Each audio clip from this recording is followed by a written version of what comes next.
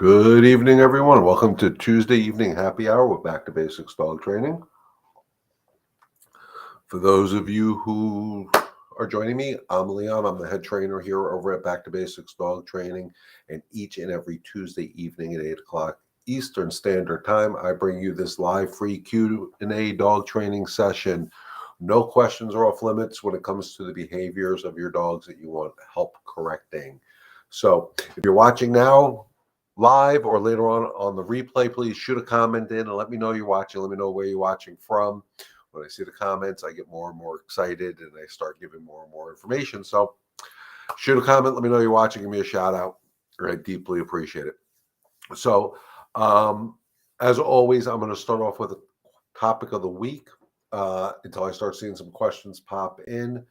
And let's just get going on it, guys.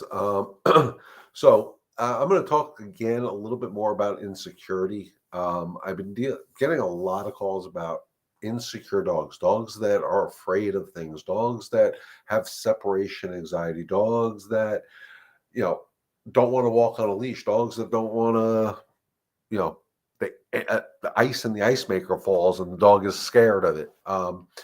And, the hardest thing that we do as humans when we see our dogs as afraid of something is we tend to try to make them feel better. We'll hold them, we'll coddle them, we'll stroke them, we'll pet them, and tell them it's okay. It's only the ice cubes falling, or it's only whatever, or they have separation anxiety, and we'll have conversations with them. Don't worry, we'll be back. We'll miss you. We'll miss you. We'll miss you. And then you get the worst case scenarios where you don't leave your house because your dog is showing these signs of insecurity, and separation anxiety. Guys, we need to learn to work our dogs through these insecurities. And remember, I've said it before. I'll say it again. When you're dealing with insecurities, you have to take your time. Never rush the insecurity, but you do need to move them past the insecurity. Again, it's not fear in the way you and I see fear, and there's no way we can rationalize to them why they shouldn't be afraid of the X thing that's freaking them out. All we can do is work them through by actually not acknowledging the insecure behavior, holding them on, and I always say on a leash. So if I have a dog that's afraid of the ice maker, I'm going to try to record those sounds as much as I can, and I'm going to keep the dog on a leash, and I'm going to play the sounds. And by having them on the leash, it takes away that flight mechanism that they have, and I can get them to a calmer state of mind without saying anything. It's okay. It's only, if I do that, I become weak. I need to stay calmer when this sound is upsetting the dog. I need to actually stay calmer so I can help. They can read my energy and say, oh, wait, he's calm. Maybe there's nothing I need to be afraid of. And then when I see them settling down and I see that change in the state of mind that I always talk about, I will reward that. So they may go through the panic. They, clink, clink, clink of the ice, and okay, good. And then we repeat the sound. Now, when I talk about sounds, we could be talking about thunder, we could be talking about fireworks, we could talk about the ice maker, cars, motorcycles, whatever. Guys, there's ways to desensitize our dogs to those things. And the beauty of, these wonderful things that we all carry around with us is we can actually get those sounds on our phones, on our smart tablets or whatever, and play them for the dog starting at a low volume. So the dogs I've worked with that are afraid of thunder or fireworks, I actually have a playlist on my phone of thunder and fireworks. And what I'll do is I'll play it at a very low volume until I start, if I figure out a volume where I start getting, the dog starts, oh, what was that? What was that? What was that? And we let them go through it at the lower volume. And then again, once we see that state of mind change, we praise. Good. Yes. If they're food motivated, give them food. If that's what you choose to do. And then slowly increase that volume until they realize, hey, I've heard this sound. Nothing bad happened to me. My pack stayed calm, oh, this is what I should do. And then when you get up to a certain volume where it's not piercing, and you don't see a reaction, jump up and down for joy. Yes, good. Praise, praise, praise, high value treats. So we can work our dogs through these insecurities. You got to remember, when a dog is dealing with insecurity, their mind gets locked. That's all it is. They're locked. It's our job to help guide them, to help unlock that state of mind. It's no different than if a dog is terrified to walk outside on a leash. Well, the answer is not, well, I won't walk them. Walking is important to a dog, guys. You hear me talk about it all the time. Walking is the biggest part of behavior modification, is getting good structured walks. So walking a dog that doesn't want to, or not walking a dog that doesn't want to walk, is not helping that dog. You have to unlock their brain. So if I'm working with a dog that doesn't want to walk, we get out the front porch and we get the front paws out, and I ain't going nowhere. You don't want to drag the dog to do that, but you got to guide them through it. So how do you do that? You put some pressure on the leash in the forward direction. They're going to put pressure going the other way. But as soon as you get motion, yes, let's go. And you praise, and it helps unlock their brain, because they move forward. And as long as we keep them moving forward, their brain is in a follow state of mind. And that's what we want the dogs to do. We want them to follow us. But again, if you don't use my 4 C's of dog training, the calm, confidence with the consistency to get the control, you're not going to be able to unlock their brain. If you're not calm when your dog is insecure, you are not going to build their confidence. They're not going to have confidence in you. And if you're not calm, you can't be confident. That's just how we work. So in order to be confident, you have to stay in a calm state of mind. And that calm state of mind is what's going to communicate to our dogs. Currently foster a female, I always say this name wrong, Brussels Griffon. I hope I said it right. I have 2 male Chais, 3-year-old noodle. Beautiful. How are they getting along? That would be my question. Sorry, cut off. Okay. Anastasia, I hope I said that right. How the dog's getting along. You have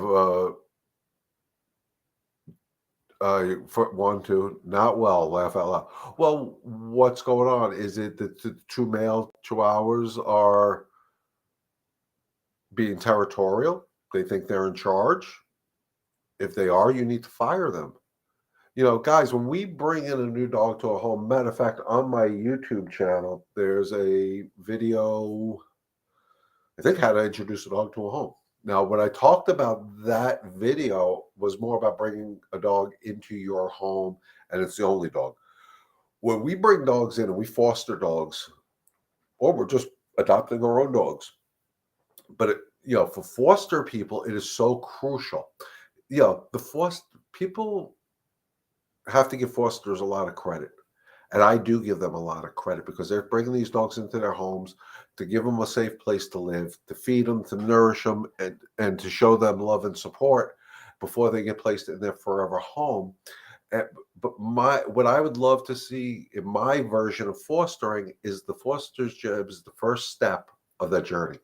And that's setting proper structure for these foster dogs. So in a case where if I was bringing a foster dog into my home with Zoe, the foster dog's going to come in with very clear rules. They're going to come into my house. I'm not going to think about their past, because if I think about their past, I keep them in their past. I'm going to be showing a different energy. Instead of saying, oh my God, you ran the streets, I'm going to say, oh my God, look what I'm giving you today. And I'm going to change that perception of the energy that I'm putting out there, because I am going to give them a better life. And my goal as a foster would be to give them a better life moving forward to their next family. But I'm going to start setting clear rules, boundaries, and limitations for the foster dog, where they're going to come in and they're going to go right to a specific area with their crate. And that's what they're going to know. I'm going to keep the other dogs away. And I'm going to let that dog decompress a little bit before I even think about socializing them. I have them separated by gates. My 2 male chihuahuas have come a long way with socialization. in many ways, they have been better than I expected. She is very aggressive. I have been very good at training her. It's been 1 month. Just keep staying consistent with your training. And if she's the one showing the aggressiveness to your boys, set her up for success. Have her on a leash with the safety of the gate. And if she shows any sign, doesn't have to be Tasmanian devil, just okay, the boys are here. Bam. No, the boys are allowed to be here.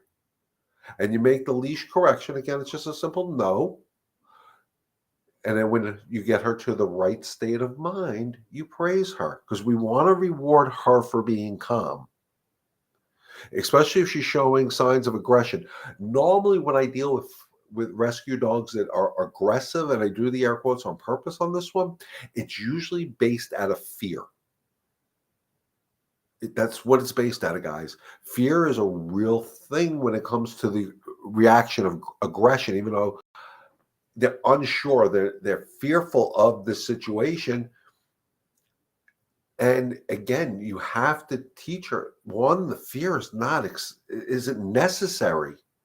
But more importantly, you got to teach her that the reaction to the fear, the aggressive, I need to protect myself, is unacceptable. So we need to set her up for success. And that, if you have more people that can help you, it'd be better because the two boys should be on leashes too. And if you had that luxury, I would say all three dogs on leashes, get them in the same room together. Any of them start acting up, whichever one acts up first gets a correction until they're calm. Then we praise them and we move forward. The only way we're going to get these dogs to understand that social pack structure that's inbred, it's part of their DNA, is to put them in those situations in a controlled environment and understanding that this is an unacceptable behavior. Yes, it's fear, and that sucks that you're fearful, but there's no reason to be. She's very smart. Knew no commands in 1 month. She has started to learn leash manners, place, and stay. The more you stay calm, confident, consistent, you will get that control, even with her reactivity towards other dogs. But you got to put her in a situation with other dogs. Continue working on the no. That no is a bad word. Continue working her leash manners and the place and the stay, but also layer in getting closer and closer to the other dogs in a controlled environment. And that all has to represent calm. So she's calm, that's great. And if the Chihuahuas are calm, that's great. But if, say, the males start acting a little nasty, correct them, because that will also show her that, hey, I don't need to defend myself. Somebody else has my back. Just keep it in mind. I don't know your Chihuahuas, but a lot of Chihuahuas I know have a lot of they're high energy dogs. Um, it could be that high energy, that happy-go-lucky, playful Chihuahua energy that could be triggering her insecurity. So maybe you need to calm them down to help her learn how to coexist.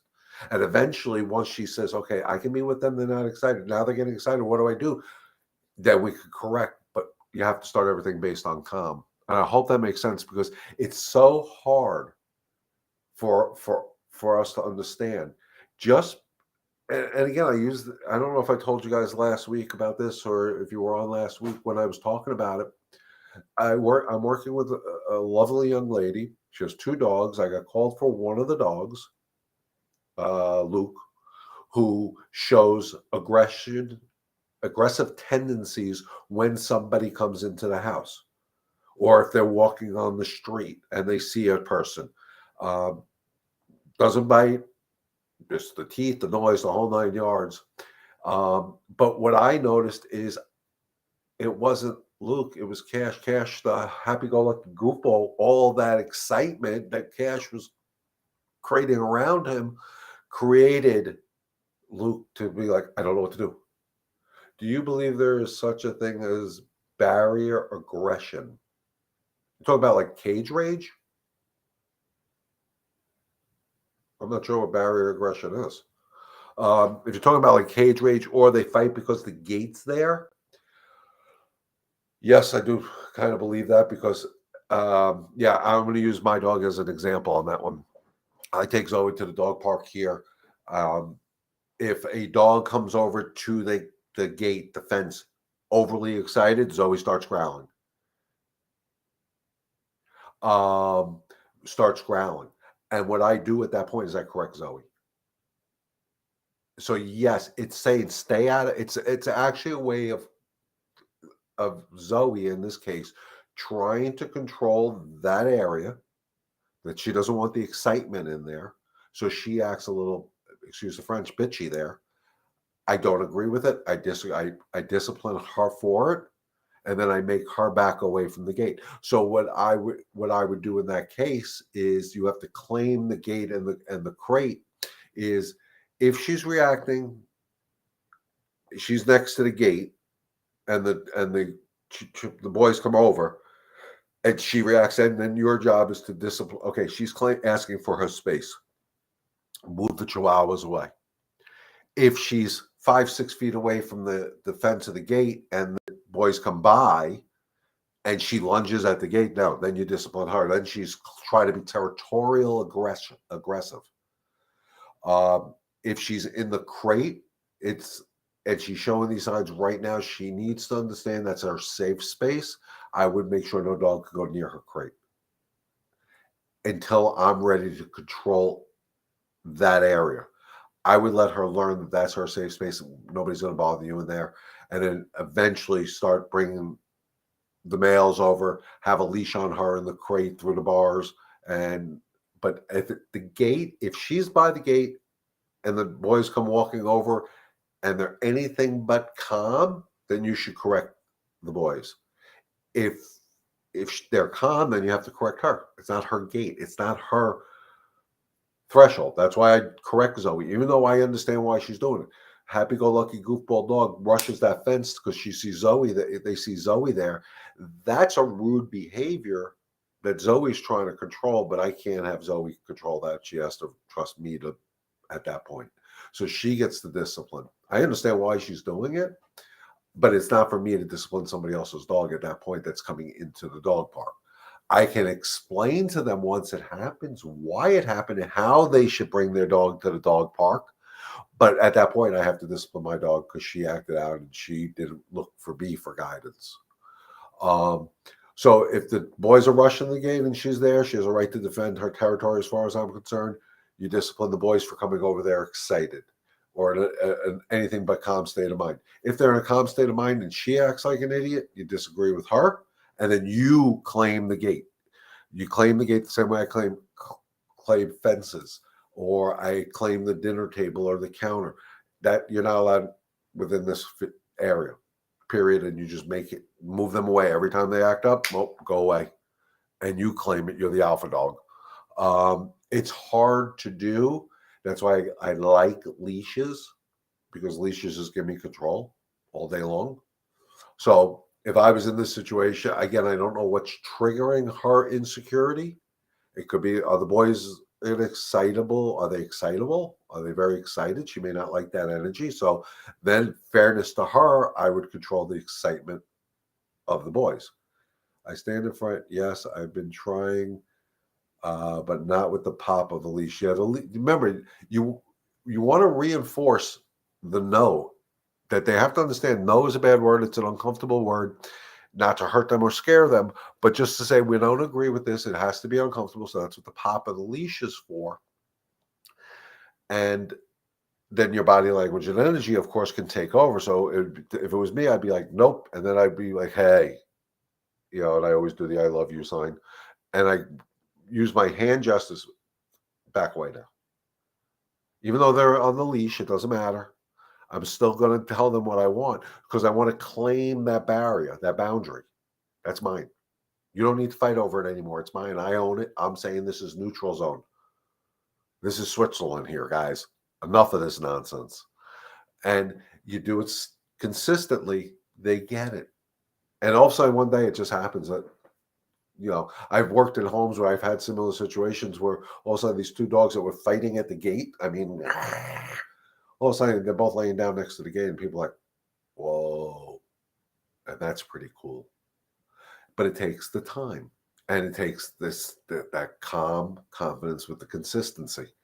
And if you can master those 4 C's, I'm telling you guys, this training thing, it's not as complicated as it is, as it seems to be, but it comes from in here. And also understanding when you're dealing with multiple dogs, which dog is actually creating the issue. Because some dogs are instigators and some dogs are enforcers. And in the case where I'm working with that young lady, the happy-go-lucky goofball was the instigator. Nah, nah, nah, nah, nah. And then the other one was the enforcer. I need to control this energy. Neither one of them was a good mix. So we actually worked on calming down the nutty dog, the happy-go-lucky goofball, which by working with that one actually helped the one I was called for, if that makes sense. It is so much. But the energy I used when I was working with both of those dogs, happy-go-lucky, I'm going to use the term aggressive because that's what people think it is, but my energy stayed the exact same. So the happy-go-lucky goofball that was trying to jump on me got the same discipline as the guy who was trying to bite me with the same energy. Because that's what fixes these issues. Insecurity, excitement, aggression, energy fixes those. Calm energy wins every single time with the proper discipline, with the proper timing, and the proper follow through to turn those no's into yeses. So, like in Anastasia's case here, if the girl is being the aggressive and you get her to back away from that gate, yes, that turns that no into a yes. As soon as she backs away, praise her, because that means if they back away, their state of mind has changed. And that's what we want to praise. We want to praise them. I'm going to get okay, I'm walking away. Good, yes. And that's what's going to make her understand, oh, this is what you want.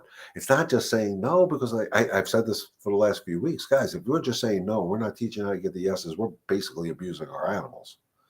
And that's not the intention. The intention is to guide them on this journey, to teach them right from wrong. We do it with our human kids. Our jobs as parents is to teach our kids the difference between right and wrong. When it's time to say no, we say no, but when they do good, we say yes. That's teaching, that's guiding, that's leadership. That's what our dogs are looking at us to do.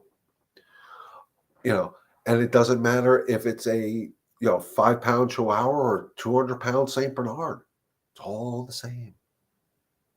There's no reason why a 2-pound Chihuahua doesn't get the same rules, or a 5-pound Chihuahua doesn't get the same rules as a 200-pound Saint Bernard. But I'll tell you now, doing this for as many years as I'm doing it, there's definitely little dog rules that there should never be. People treat the little dogs different than they do big dogs. And what they don't understand is they're actually not helping their little dogs, because you're allowing them to do things you would never allow a bigger dog to do. And I've seen it hundreds, if not thousands of times. But how do we fix it? With our energy. I put this blurb up here every week. Energy is the most important form of communication we have with our dogs. And I believe that. I truly believe it. And, my customers that I've worked with see it. They understand it. Once they put it into practice, and it's not even put into practice. Once it just becomes part of you, it works. And like Oprah says, you get that aha moment, and all of a sudden you're seeing, oh my Lord, look at this. And then you find out in life, those little things that used to annoy you don't annoy you, because your energy is so much better, because your animals are helping us. The animals are helping us stay calm, because that's what they need. And I say animals because it's all animals. Dogs are my specialty. Dogs help me stay calm. Dogs help me understand people. And that's why I say the energy is the most important form of communication. And I do the same theory with everything in my life. And it works. It works on the dogs. Now I need you guys to take this into the field and run with it.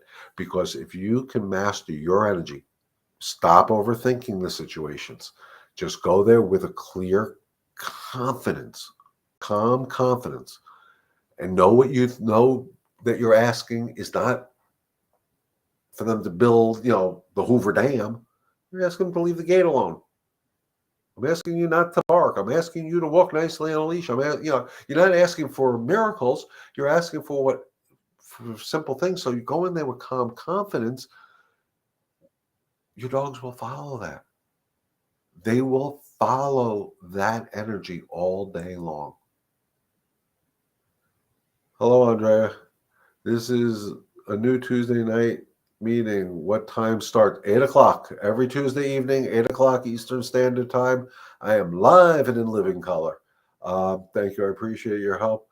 I live alone, so it's hard. I'm definitely consistent and calm, but as you said, it will take time. It absolutely. If I could put time limits on this stuff, guys, I'd be making a hell of a lot more money. Um, just so everybody knows, on Long Island, I don't know where you're watching from, Anastasia. At the end of April, beginning of May, I'll probably be up on Long Island for about 3, maybe 4 weeks. I have some training to do up there, some babysitting, dog sitting to do while I'm up there. So I'm going to be booking some sessions while I'm up there. So if anybody's interested, let me know. We'll get it on my calendar while I'm up there to help you guys out. Have one-on-one with me. And again, if anybody needs immediate help, we can always do Zoom sessions. Don't be afraid to reach out to me. We'll put that caption up here next. And guys will notice I do have a new business phone number that I just put up there. Carol, hello.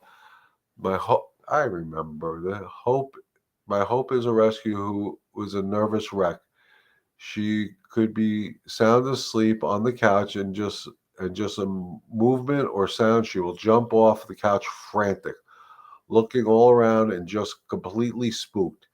I always remain calm, but not sure how to handle this. This is just this is just the beginning of what goes on with her. Well, Carol, what I would recommend is, again, I say set them up. Deborah, I'll get to regarding barking at nothing in a second. But you know what? It's the same theory, Deborah, on this. What I would do for the Hope and for your dog, Deborah, is definitely keep on leash, even when they're sleeping on the couch. Have a leash handy. Keep a leash on them and mimic some of the sounds that frighten her. Whatever it may be, whatever you know. Okay, you know what? A car drove by. Try to record a car driving by. Play the sound. Keep her on a leash. Stay relaxed. Keep her from the flight motion. And you're allowed to say no because you're telling her, hey, no, I don't agree with this state of mind because that's what we're going after. Be careful with your corrections. It doesn't have to be a hard one. Just no. Remember to breathe. As soon as you see that switch from, what am I doing? A little switch. Good. And you just keep praising the calmer state of mind. Do not soothe her when she's spooked or frantic, because if you pet her in that state of mind, you're reinforcing that state of mind. So the only time you're going to pet her or soothe her is when you see her mind become calm. Can't read the new number? Too small. Wow.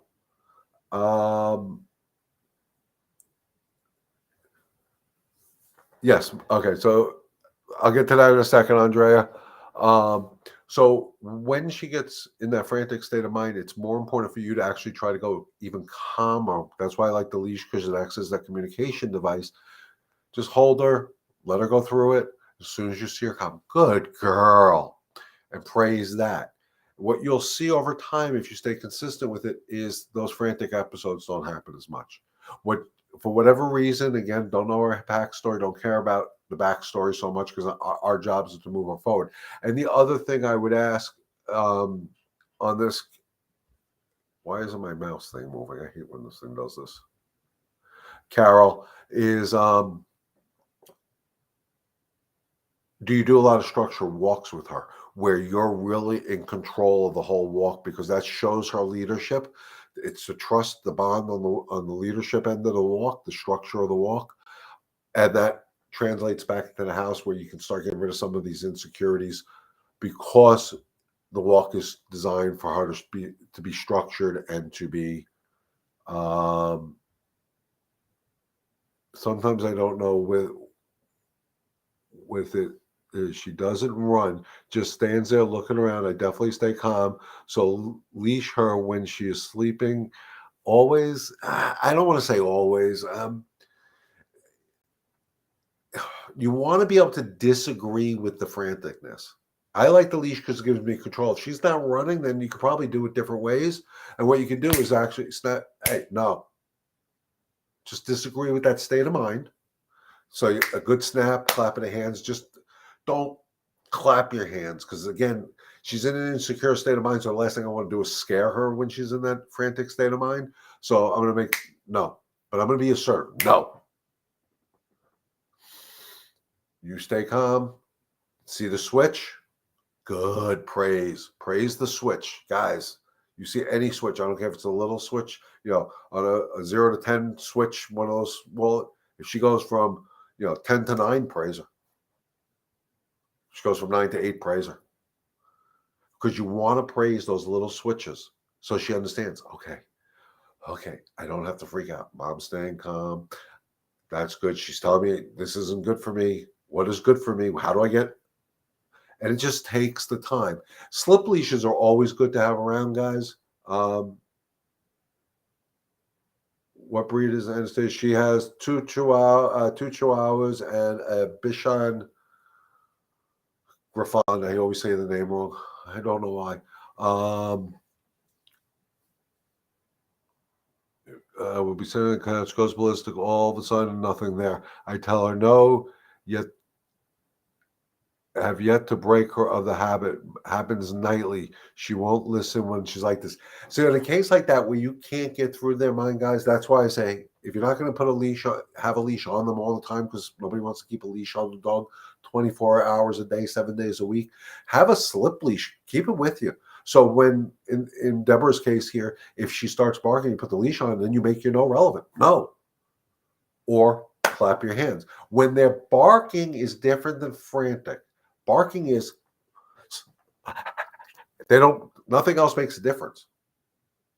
And if you yell at them, they're going to bark louder, so don't yell. But you need to unlock the brain. The brain is focused. It's locked on whatever she heard outside. Critters, whatever it may be. I don't know. Owls, coyotes, raccoons, whatever. She hears them or she smells them. You're saying it's unacceptable. So you have to make your nose relevant. So good clap of the hands just to unlock the brain. I like the leash theory. Pop. Nope. And then when she stops, yes. Good. Yeah. Barking is different than frantic. All right, Andrea, take your call. We'll well, you'll see me Saturday. Barking is different than the frantic state that from how I'm gathering here. I'm just trying to make sure I didn't miss any of the comments. Yeah. So again, it's a matter of trying to figure out what you need to do to unlock the brain. If it's having a leash on 24/7, it's having a leash on 24/7. If it's if they're right next to you, be careful because when they're in a frantic state, you don't want to really be close with your hands. But if you could grab the collar and make the correction, that's fine too. You want to unlock the brain because whatever it is, when in Carol's case, the dog is frantic. In your case, Deborah, it's frantic barking. This is all they're seeing. They have the tunnel vision. We need to unlock that. So we get to the praise part. And as soon as we unlock that, especially with the consistent barking, it stops eventually. Again, it takes time. The franticness when they're sleeping and they hear something, that's hard because it's hard to mimic. The same thing, you don't hear what the dog is hearing. So it's kind of hard to mimic it. So it's being prepared. Okay, it might happen. Don't project it. Don't think it's going to happen. Knowing how to handle it as soon as it does. So again, if you have your slip leash, either Carol or Deborah, slip leash them, make your correction with your no, settle them down. You can give them another directive, tell them to sit. That's fine, because at least if they hear you when you say sit, that means they're not so focused on what they're thinking. Should get them to a calmer state of mind quicker, to praise them that much quicker. If you don't have the leash on them, make some sort of noise to unlock the brain. Their brains get locked. As much as the women don't think us men can multitask, dogs really can't, guys. Once they get into that fixated state of mind, that's it. That's all they care about. That's why I've said, when a dog is frantic, or even some dogs that bark a lot, you can take raw food and put it underneath their face. They're not going to care. They're just not going to care, because that's not priority to them at that point. Oh, by the way, somebody had asked me, I put the new number on the 803-415-6970. And the number behind my head here, I will never get used to this nonsense over there. Both numbers still work. One's just the 803 is a business line. The 631 number still works. I will still respond to it. I just need a way to start separating it. So you can reach to me, text me on either one of those two lines, or of course, email me at either leon@backtobasicsdogtraining.com or info@backtobasicsdogtraining.com. Both of those work. Both phone numbers work. I'm trying to make this a little easier for you guys to get in touch with me, and hopefully we help our pups. So yeah, definitely try to leash. Carol, Hope is a tripod. Walking is difficult. She gets tired easily. Last time I carried her home. I do stay calm and not react. I will try to clap to change what's happened. Yeah, try that. And even though she's a tripod, and I understand she can't walk for the hour that another dog, a four-legged dog could walk, you still want to get out there and do some structured walk with her. I know it's difficult, but again, try to think more like a dog, guys. Another dog doesn't look at a tripod dog and say, "Oh, I feel bad for you." We can't. That dog survived whatever happened to its leg. I'm happy. I am blessed when I get to work with tripods, because they survive. They're survivors, and I'm always pleased to work with survivors. And that's how I try to look at every rescue dog that I work with. They're survivors of whatever crap they went through before whoever rescued them. Just changing the narrative. Change the narrative. I said this when Zoe had parvo, and she was fine. We brought her home. Everybody was like, "Oh my God, my poor puppy almost died. My poor puppy almost died." And my attitude was, "But she lived." And it's the same thing. Almost died, but lived, are the same freaking things. It's just different energy. If I was to work with Hope, I'd be honored to work with her, because she's a survivor. I'm not gonna feel bad for her. So that even though she's a tripod, still get her out there. Maybe instead of doing an hour walk, do 30 minutes, do 20 minutes. Just do structure, because that helps her. That builds her confidence. The more structure we give these dogs, the more confidence they have in us. Now, I'm not saying confidence in getting cocky. I'm saying confidence in us that we're going to handle it. We know what they're asking us for. They're asking from us calm, confident pack leaders. We will go for short walks again. Yes, structure. Beautiful, beautiful. And enjoy it. Enjoy her. Enjoy her toughness, her survival instincts. I mean, again, I don't know what happened to her leg. It doesn't matter. She lost it, but she survived it. God bless her. And if we look at it that way, I mean, I've seen people when they meet tripod dogs, "Oh my God, the poor baby." And I'm like, why do you feel bad? The dog survived. It's a different mindset. It's a different energy. But we're at the magic 40-minute mark, guys. So we're going to wrap it up for a Tuesday evening, unless there's more questions, of course. Remember, I also offer this platform every Saturday morning at 11 o'clock a.m. Eastern Standard Time. So you can always join me there to ask questions, or better yet, follow up. Let me know how things are going. I always want to know how it's going. So, Anastasia, Carol, Lisa, who else? Deborah. I forgot Deborah. Sorry. Anybody who's piped in tonight? Andrea. let me know how things are going. Tune in either Saturday or next Tuesday night. Come in and say, hey, we've done it. It's working. No, hey, we did it. It's not working. What can we do different? Whatever it may be. If you're really stuck, maybe we'll get you out. We'll get you on camera and you can join me. We can talk, we can have a conversation so everybody can hear us. And instead of typing the questions, you can ask me directly, and we can do a session that way. Part of this to help the community. So, with that being said, guys, thank you for inviting me into your home each and every Tuesday evening.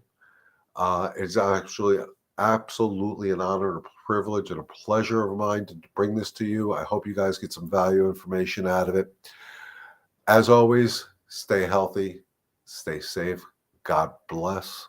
And remember, together we can have one dog and one family at a time. Enjoy the rest of your evening, guys. We'll see you next Tuesday.